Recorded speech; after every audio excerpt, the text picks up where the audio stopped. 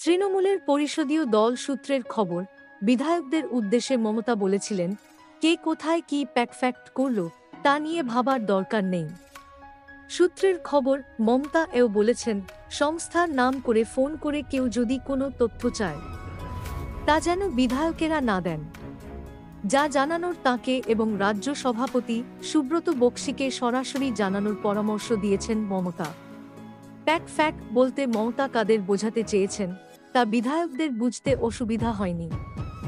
সংশ্লিষ্ট সংস্থারও তা না বোঝার কথা নয়। কিন্তু মঙ্গলবার এ নিয়ে আইপ্যাকের কেউই আনুষ্ঠানিকভাবে কোনো মন্তব্য করতে চাননি। তবে সূত্রের খবর, তারা মমতার মন্তব্যকে তলিয়ে দেখতে চাইছে।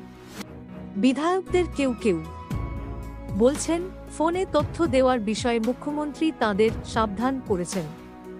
যে কেউ তথ্য চাইলেই তা দিতে বারণ করেছেন তিনি।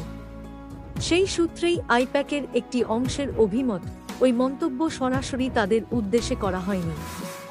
সামগ্রিকভাবে বলা হয়েছে, যাতে বিধায়কেরা মমতা বা বক্সিকেই সরাসরি তথ্য দেন।